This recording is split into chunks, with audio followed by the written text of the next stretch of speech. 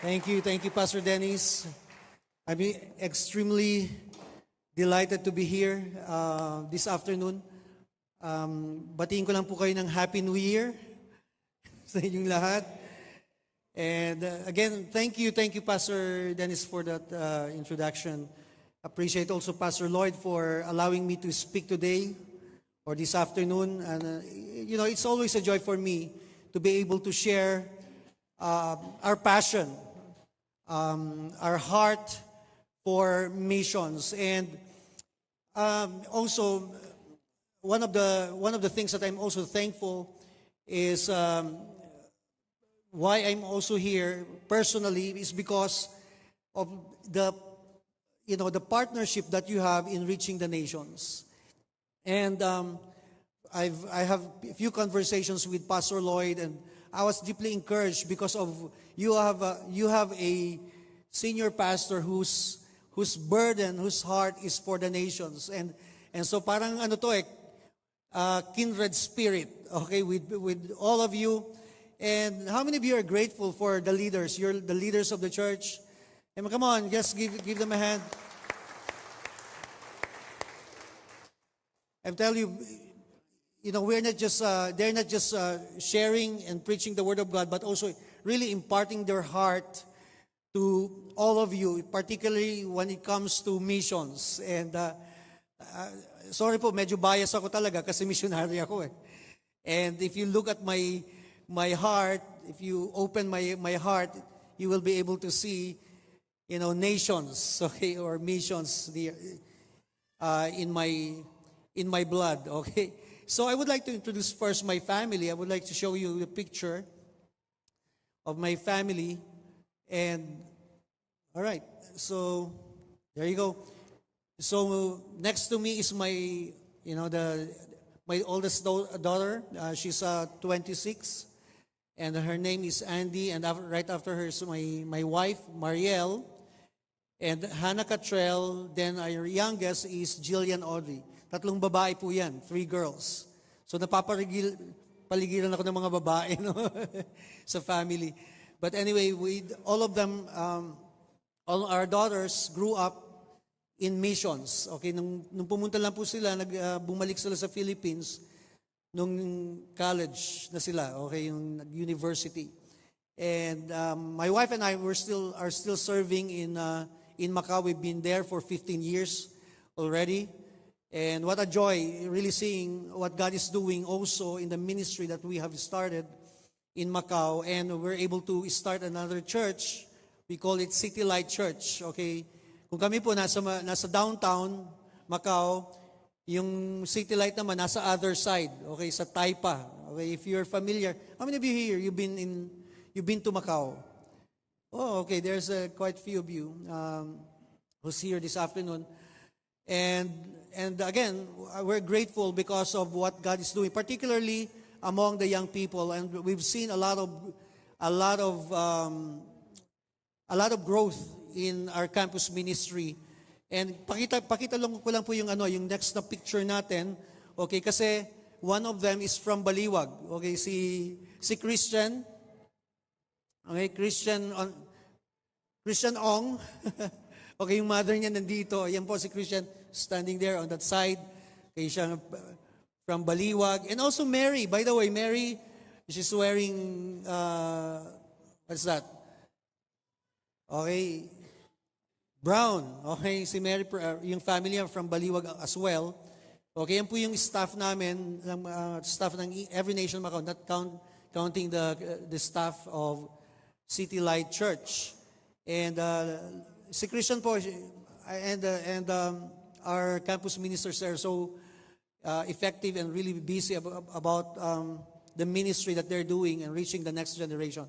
And anyway, again, one of the reasons why I'm here today is because I do hope that we can continue to build our partnership in reaching Macau and beyond. Okay, yun po yung ang goal po namin in particular is not just to be able for us to reach Macau. God is really opening doors among the nations today. Marami pong nations na binubuksan si God, especially when it comes to our Mission 2029. How many of you, kanina lang napanood natin about Mission 2029 and 29 more nations in by the end of 2029. Yan po yung goal natin. And so we as part of East Asia region, by the way, East Asia region is composed of South Korea, Japan, Taiwan, Hong Kong, Macau, Mongolia, then Guam and Saipan. So, yun po yung kino-cover namin as part of regional leadership team. Okay, no-oversee po yung East Asia region. And we will really want to see how God would, continue to move, especially when it comes to our Mission 2029. We are targeting 5 nations, by the way. We have adopted 5 nations, namely Norway, okay, kasama po yung Norway, Finland, then Palau. Okay, kasi yung Palau, yung Guam and Palau, magkalapit lang yan 30 minutes by plane. So we are starting a new work also in Palau. Then North Korea, and we're targeting North Korea. Maybe somebody here, you're aspiring to be a missionary in North Korea. Let me know po. Okay. Okay, so those are the nations. Am I missing one? I think. Anyway, basta 5 po yun. And Mongolia, I think. I didn't mention Mongolia. So, middle of 2024, we have started a church in Mongolia already.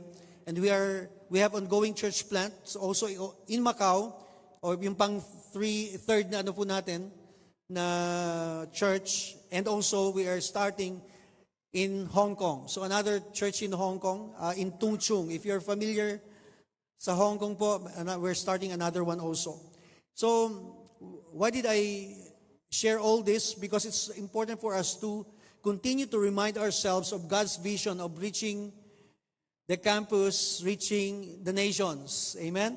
The campuses, the nations, yun po yung heart ng Panginoon. Now, I want to say this right from the onset, that our vision is not the mission. Okay?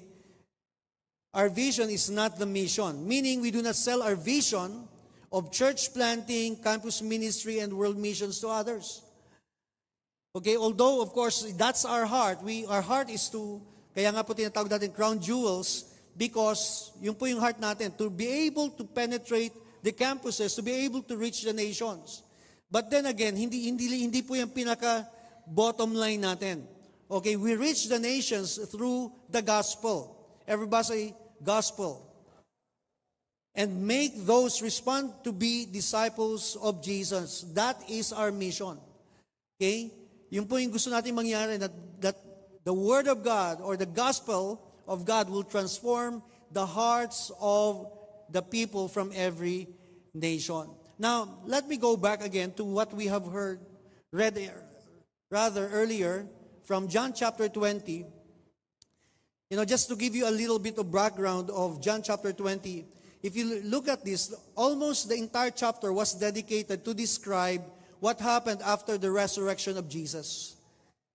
So Jesus appeared to Mary, okay? Then to his disciples while gathering together, but still fearing the Jewish religious leaders who incited and caused Jesus' death.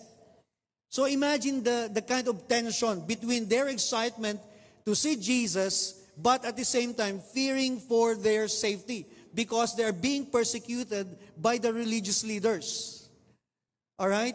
So now let me tell you that that's basically how we feel sometimes being missionaries to a foreign land or to a foreign nation, especially those who are serving in restricted nations. There's always that tension, okay? Or sometimes you are being attacked by fear because of what you are doing, but at the same time, you are also excited because you are excited about what God is doing in the lives of people, how He is transforming their hearts. Amen?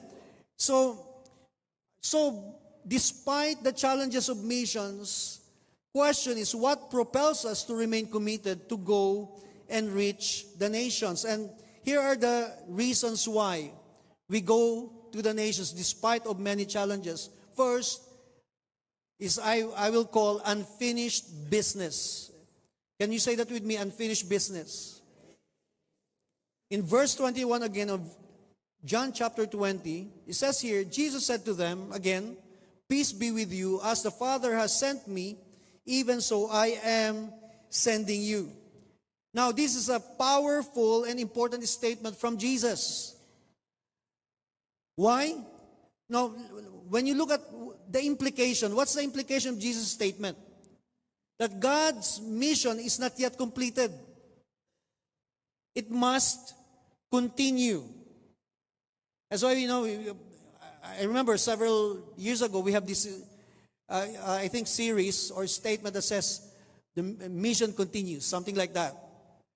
So, I want to say this, that God's unfinished business must be completed until all nations are transformed by the gospel through the power of the Holy Spirit. How many of you know that the nations will not be transformed apart from the Holy Spirit? We need the power of God, to change the hearts of people.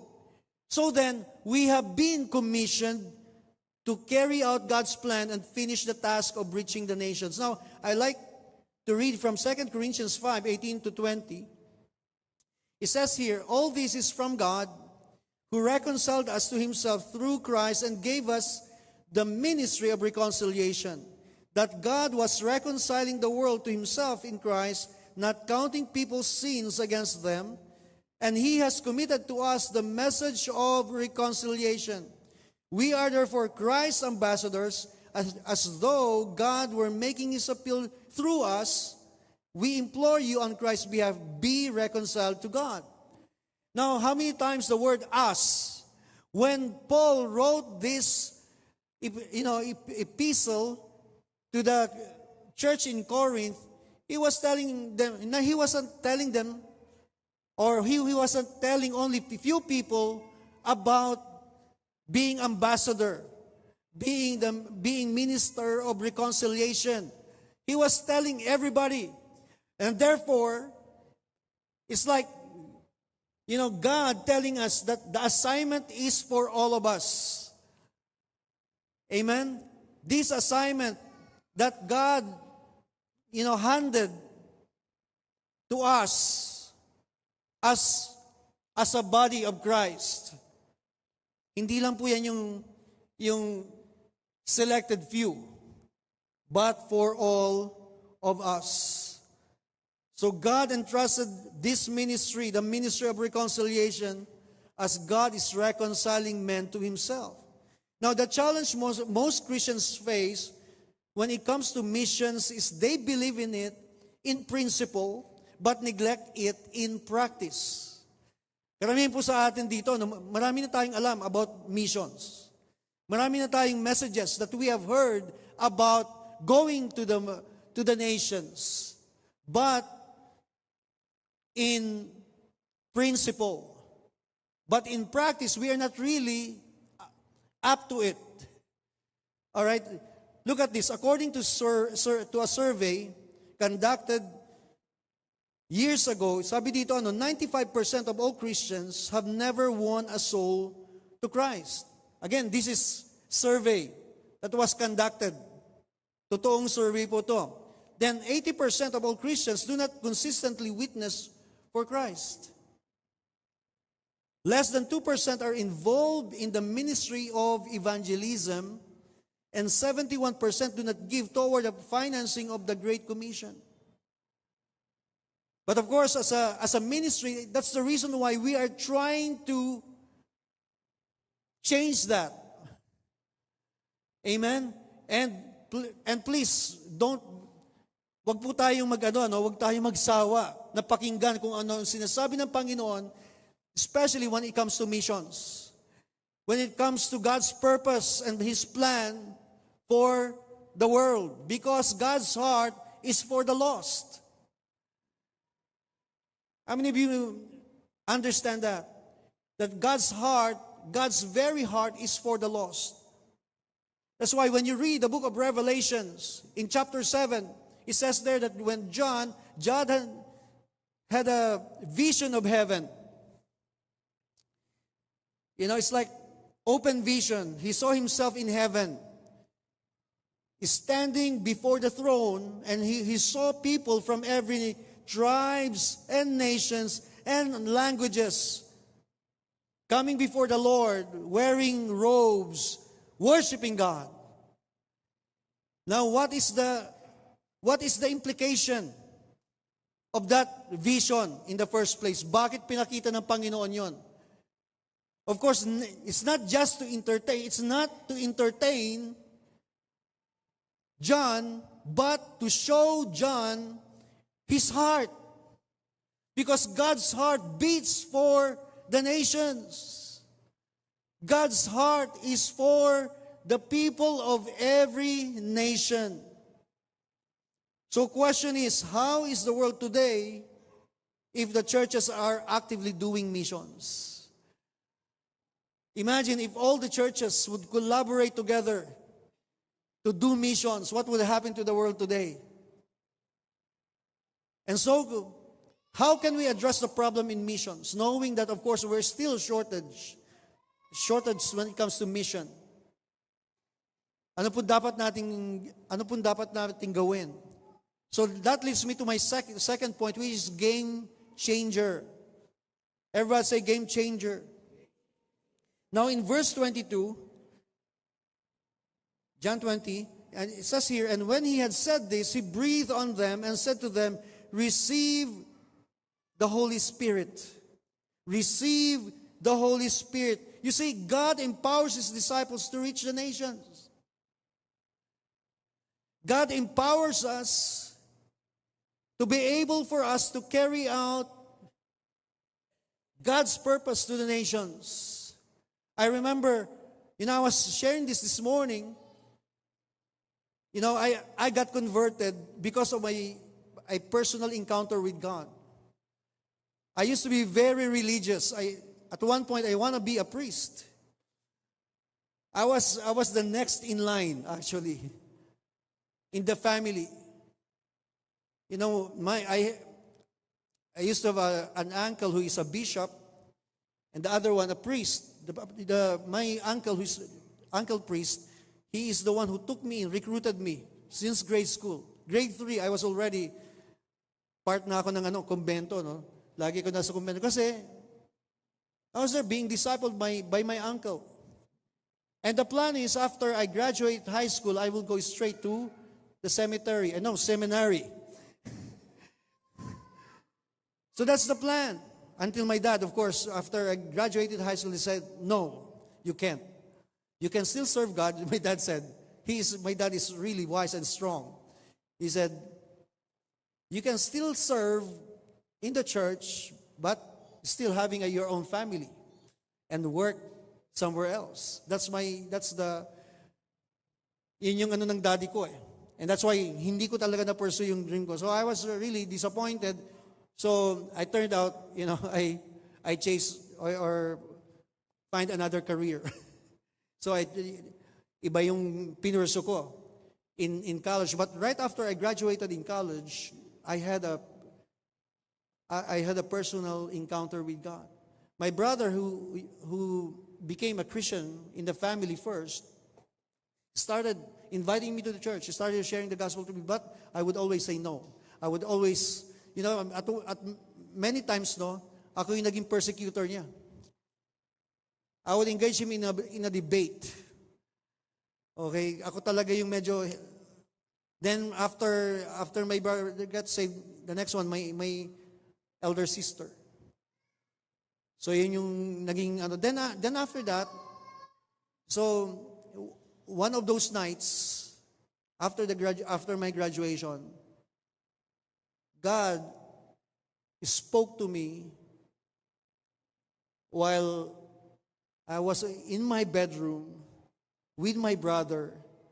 While my brother's sleeping, all of a sudden God spoke to me, you will be my worshiper. And that was the first time I heard God speak. And with authority saying, you will be a worshiper of me. And my life was transformed. The following day, I told my brother, I want to go to the church with you. My life was drastically changed. Few weeks after that, okay, or more than a month after that happened, I was in prayer. And God gave me a vision of flags of nations and the scripture that passed through my mind. You know, I wasn't really familiar with that scripture then. But I saw Psalm chapter 2, verse 8. You know, that scripture downstairs that says, ask of me, and I will give you the nations as your inheritance, the ends of the earth, your possession. I knew, then God started speaking to me about becoming a missionary. I got so excited. Pump up. Oh, I will be a missionary someday. In my mind, becoming a missionary is, of course, you will just travel to other nations. Yun ang perspective ko. Then maybe you will find somebody and share the gospel to somebody, share your faith. That was my initial thought.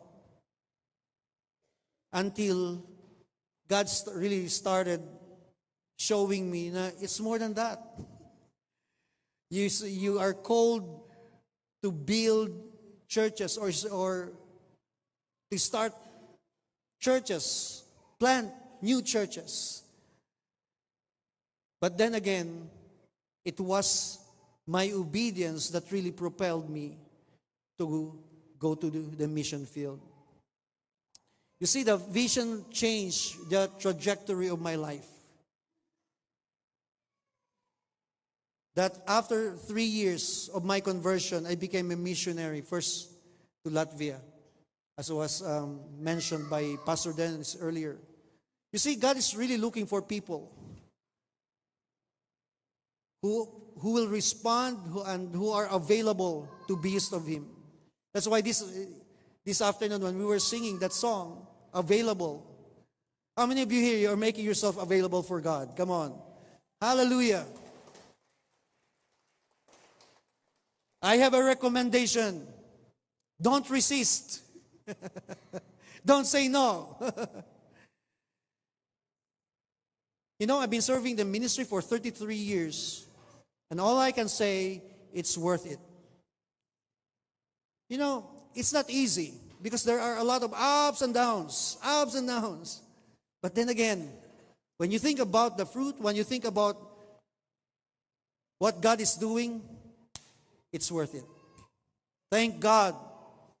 You know, I always thank God because He has given me the opportunity to be used of Him to go to the nations, to plant churches in other nations. You see, there's no stopping us once we understand the full capacity of God's power residing in us. Because at the end of the day, you've got to understand, it's not about you. It's not about me. God has given you the Holy Spirit so that you can carry the task. Amen? You can be an effective witness because of the presence of God in your life, because of the Holy Spirit. In Matthew 28, verse 19 and 20, of course, this is familiar scripture for all of us. Therefore, go and make disciples of all nations, baptizing them in the name of the Father and the Son of the Holy Spirit, and teaching them to obey everything I have commanded you, and surely I am with you always to the very end of the age. Now, what would Jesus say, go and make disciples of all nations? Kung hindi alam ng Panginoon na meron kang capacity to go to the nations and be a catalyst for change in the nations today. Why would Jesus say that? He knew that you have the ability, not your ability, of course, but because the Spirit of God is inside you, you have the capacity to change the nations. It's not about you. It's the Holy Spirit. And for you, brothers and sisters, this is something that you have to understand. Only how much you believe the Word of God matters a lot. How much you believe His Word in your life? Because if you believe, at one point, when I was in Bible school, my professor, his name is Don Sims, would tell us, a lot of Christians today would always ask for a sign and always ask for audible voice for God to tell them, go to the nation. Whereas Jesus already said, go and make disciples of all nations. What word do you still need to receive or hear? Are you hearing me? Jesus already said, go and make disciples. What should stop us to go to the nations then? When you study the journey of Paul, si Paul ganito he would go until the Holy Spirit would tell him, stop. But he will always go. That was his posture. Then, makikita niya may open door. So that means go. Pero minsan, yung Holy Spirit, sasabihin siya, like yung sa Corinthians, when he was going to Troas, God opened the door for him. But there was also one point there when the Holy Spirit prevented Paul to enter to that particular place. You see the promise here, again, and surely I am with you always to the very end of the age. Where did Jesus get the confidence to trust his disciples to fulfill the Great Commission? It's because of the Spirit's power resting upon his disciples. You see, the Bible says, it's not by might nor by power, but by my Spirit, says the Lord of hosts. You see, we can succeed in missions because of his divine ability, not ours. Don't allow fear and intimidation to hinder your calling. A lot of times, and this, I encountered a lot of Christians, kaya hindi talaga sila nag-step out because they are being paralyzed by fear and intimidations. But what does the Bible say? Be strong and courageous. Do not be afraid. Do not be afraid or terrified because of the task, because of the kind of challenges that you are facing. You read from Deuteronomy 3:16. And also other scripture, how many times God would tell the people of God, do not be afraid. Fear not. Because again, we have the tendency to give in to intimidation and fear. When we were in mainland China, missionaries in mainland China, this was I was there in 1997 in one of the cities. Then I moved to another one because something happened. There was a crackdown. I got almost, apprehended. So I moved to another city for 5 years.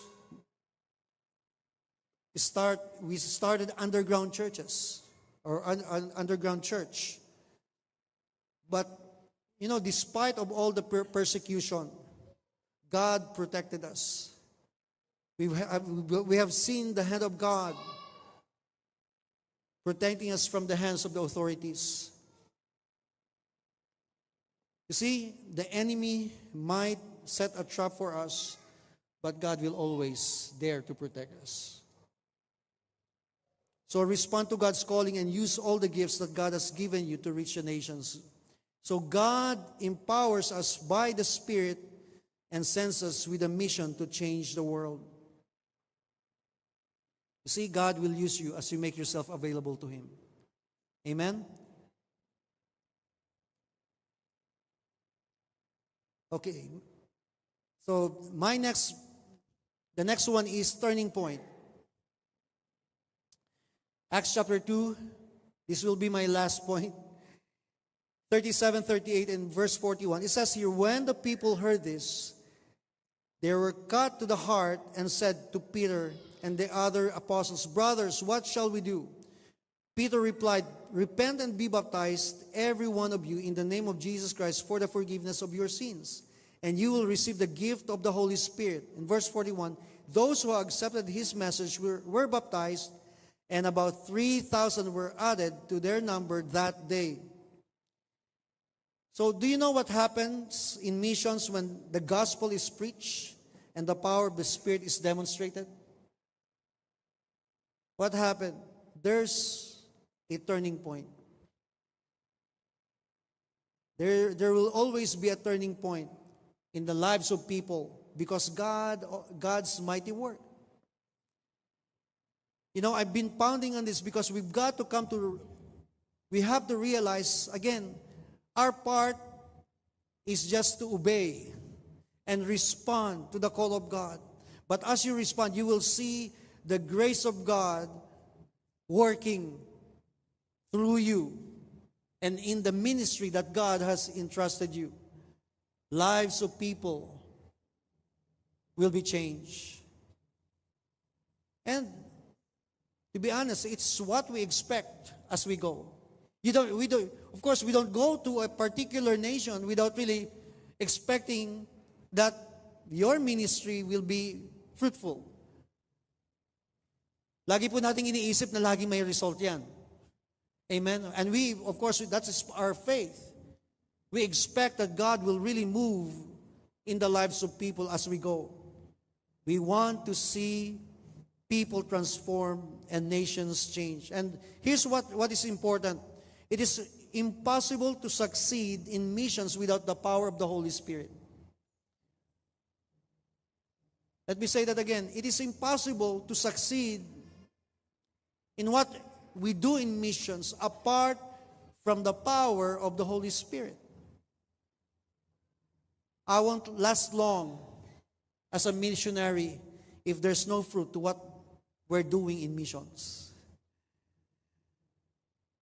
Kanina, during our lunch, I was asked one of the questions that one of the pastors asked me, or one of the staff asked me, is somehow asking me for a tip regarding how to last in the ministry. And for me, it's always how you walk with God, how you respond to the Holy Spirit. That's why if you study the Bible, you will always find Paul especially talking about the Holy Spirit. Walk by the Spirit, be led by the Spirit, keep in step with the Holy Spirit. Because how many of you know we need the Holy Spirit daily in our lives? Not only when we are doing missions, but also how to navigate our own life. Amen? Kailangan natin, mga kapatid, ang aid ng Holy Spirit to guide us, to lead us, to give us wisdom, to make the right choices and decisions in our lives. What encouraged me to continue is the fact that God never stopped reaching the lost in all nations. God's Spirit always shows up to validate His Word by demonstrating His awesome power. You know, why would God demonstrate His power in the first place? Because He validates His Word. And also, He helps us understand that we cannot do it apart from Him.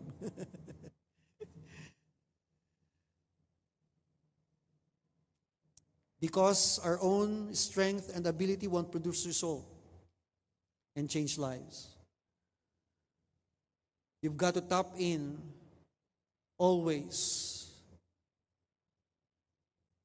to the Holy Spirit to help you, to fill you, to direct your steps. It's impossible to see conversion and transformation apart from the Spirit of God. You see, it's only the Holy Spirit who can destroy the powers of darkness in people's lives. And I've seen that over and over again, how God does things. You know, earlier I showed you that picture earlier that was a picture in Xiamen, because I was there in Xiamen more than a year ago to celebrate our 25th anniversary since we started the church. We started the church in Xiamen in 1999. Then they celebrated after 25 years. Can you imagine 25 years? Now, not only one church, they have now 10 churches in that city alone. And out of that 10 churches, they were able to plant churches all over China. Currently, they have 30 more churches all over China. God is expanding. And I never thought that God would do that. You know, one of the leaders there, his name is Jackie. If you know Jackie, that's not Jackie, sorry. That's another story. You know, Pastor Jackie, who's now leading our China region. When I met him in the school. You know, he was one of the leaders, campus leaders, but you know, he was an atheist. But you can tell that this guy, even though he has a strong personality, but he's full of passionate for for communism. Then I started engaging with the gospel, but he would refuse. Every time we would end up debating. Okay, we would end up debating. Because again, he has a very strong-willed person. It came to a point that, kasi talagang I've been trying my best. I would meet with him, befriend him. Ganun lang yung technical doon eh. Parang dito sa atin, kilalanin mo talaga. Until the time na, every time I would attempt to share the gospel, he would refuse. We would end up debating. Then at one point, we had a very, how would I describe that? Hindi naman kami nagsuntukan, no? Pero, passionate conversation. Okay, we had a passionate conversation.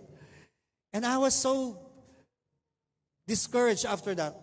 Because, again, he refused to listen to the Word of God. That when I came back to the house, I told my wife, I'm really discouraged and frustrated about Jackie and blah, blah, blah. That the following day, when I was in prayer, I was praying and I was really, to be honest, I was complaining before the Lord.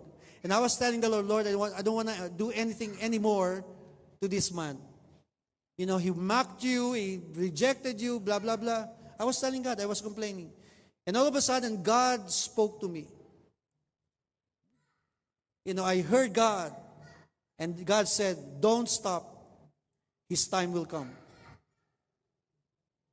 Those are the words that I heard from God. And so, I continued on. 2 weeks after, from the day God spoke to me, 2 weeks after that, I had Bell's palsy. Alam mo Bell's palsy? Parang half of your face, you couldn't move. Yung pag nagsasalita, you're drooling. You cannot control half of your face. And because of that, I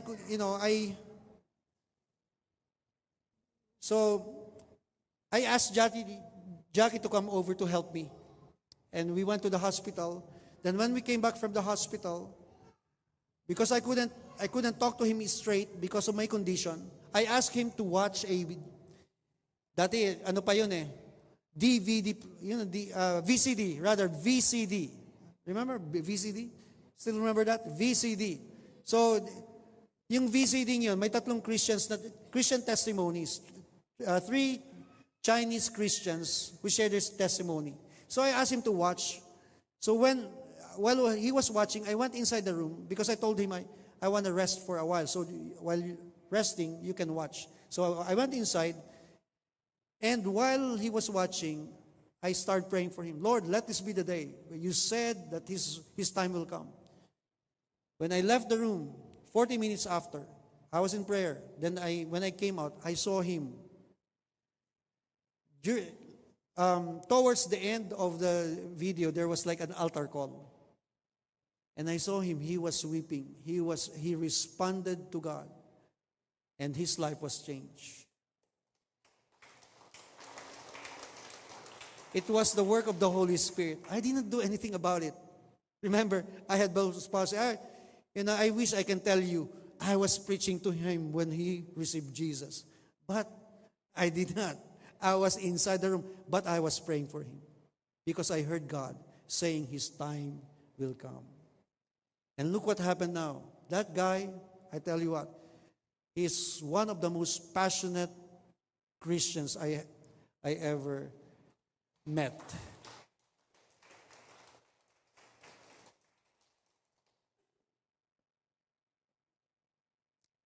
Through the power of the Spirit, our mission to reach the nations will produce an extraordinary result. Amen? Let me land my sermon. Acts 1:8. Of course, this is a familiar scripture for all of us. It says here, but you will receive power. Everybody say power. When the Holy Spirit comes on you, and you will be my witnesses in Jerusalem, in all Judea and Samaria, and to the ends of the earth. Now, I highlighted those words, power, witness, because again, the main purpose of the Holy Spirit, why Jesus has given us the Spirit, is not only for us to enjoy Christianity or the benefits of becoming a Christian, but also so that we can receive power, so that we can be effective witnesses to the ends of the earth. Let me go back as I close to my statement earlier. It says here, God's unfinished business must be completed until all nations are transformed by the gospel through the power of the Holy Spirit. Can I invite everyone to please stand? And I will ask the music team, let's take this moment to worship the Lord and just acknowledge Him. And I want to pray for you after this, because I sense that some of you here, you have been called by God to the nations. There is a calling. I sense that there is also a stirring up in your heart. If that is you, I would like you to respond to God, just like how Isaiah responded. When God said, "Whom shall I send?" Isaiah said, "Here am I, Lord. Send me." Let's sing this song one more time.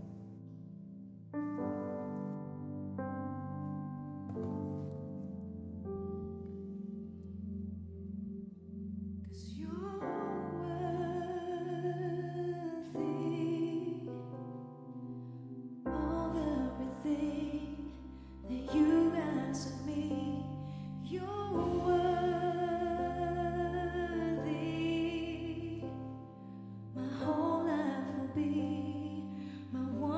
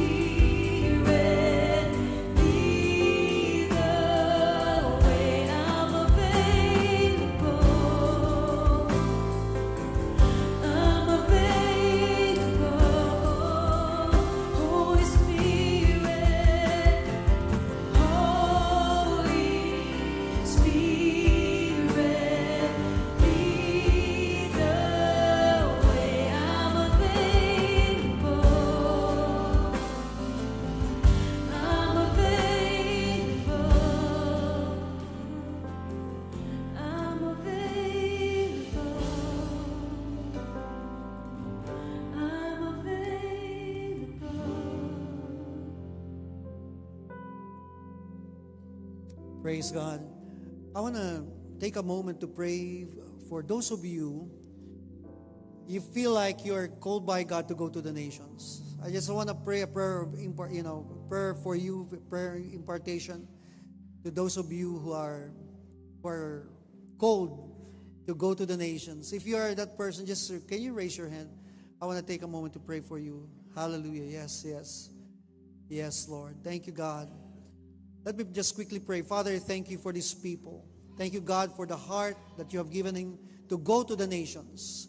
And I pray, oh God, tonight that even as they make themselves available for you, God, that you would continue to impart your heart to them. Even as they prepare, Lord God, I pray that everything will work out for them, Lord, that you will be the one to open doors of opportunity for them, Lord. Lord, I pray for spirit of faith. Faith, Lord God, to go. Not just for faith to listen, but, Lord, faith to go. Faith to step out, oh God. I pray, God, that you would use them, Lord. Hallelujah. And you will open the door for them.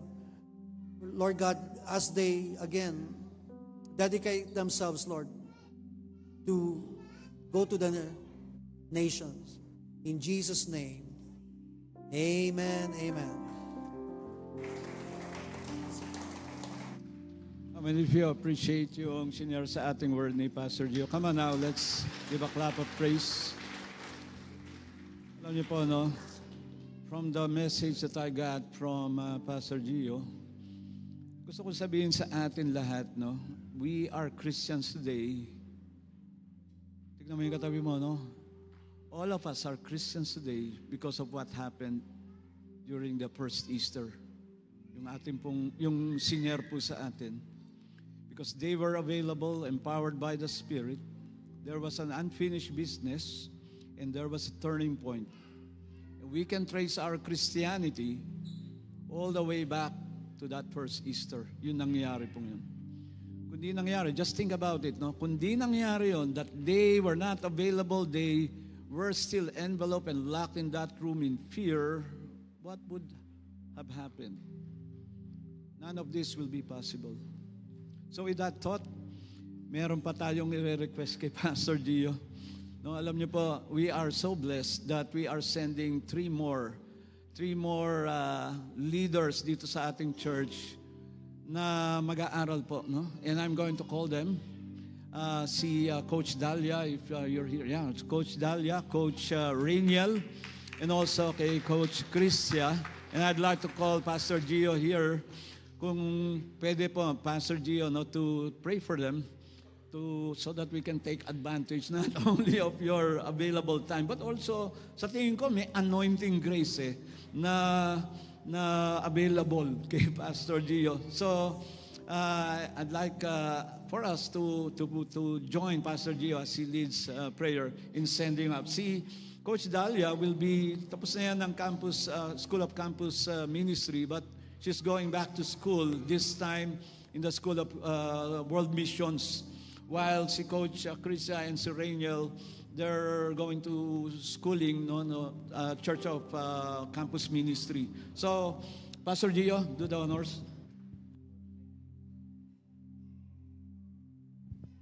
Lord, we thank you for Dalia, Risha, and Rainiel, Lord.